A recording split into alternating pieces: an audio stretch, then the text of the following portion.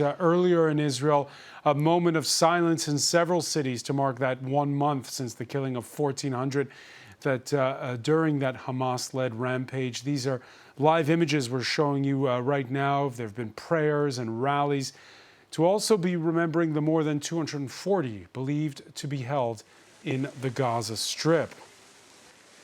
Well, for more, let's cross to Tel Aviv and Dan Romann, whose cousin Yarden was kidnapped from the Be'eri kibbutz on the October the 7th. Thank you for speaking with us here on France 24. Hello, thank you for having me.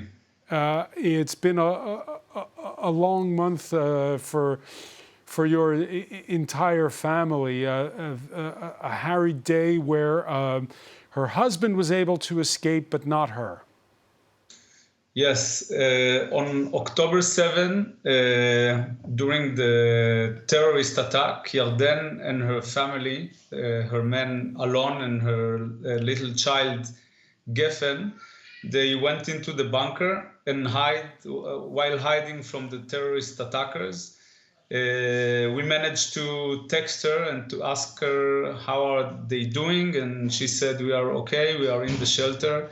But at some point, the terrorists invaded the bunker and took all of the family and kidnapped them on the way to Gaza Strip. They drove in a car, they sat together with 4 terrorists, and at a certain point, not far from the border, they managed to jump out of the car and they started to run for their lives. Yarden, my cousin, she knew that she cannot run as fast as her husband, so she handed her 3-year-old daughter Geffen to Alon, and she hid in one place, and Alon and Geffen, they managed to find shelter in another place, and they stayed there for 12 hours until night with no food, no water, nothing. But they reached security, and Yarden, this is the last time we saw her. So she was just taken away again by the terrorists back to Gaza Strip. And as you said, it's been a month since we last saw her or hear anything from her. She is a dual national, Germany and Israel. Have you been in touch with German authorities as well? We've been in touch with German authorities, and they were really affectionate, and they said they will do whatever they can to affect this situation and to do their best to bring her home. Obviously, Israel is trying to do things as well. So we hope, we hope the entire international community and the entire community that care about human rights and so on, that they will do whatever they can to influence the situation and to bring Yarden back home to her daughter.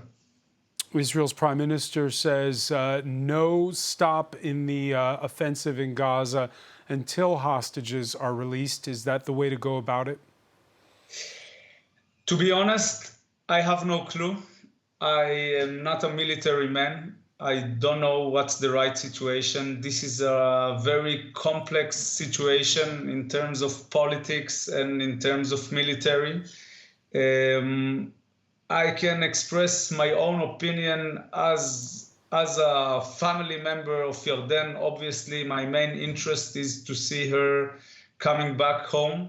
This is what I care on the personal level, but also on the political level. I must say that this is really painful for us, for what happened to us Israelis. Obviously, this massacre is something that is really, it's a real trauma for every Israeli, but for me, this is also very difficult to see uninvolved civilians also in Gaza Strip that are being killed or wounded.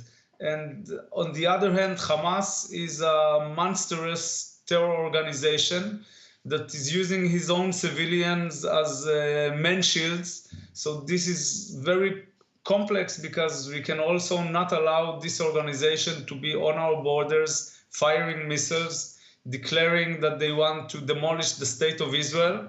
So again, it's a very, very complex situation.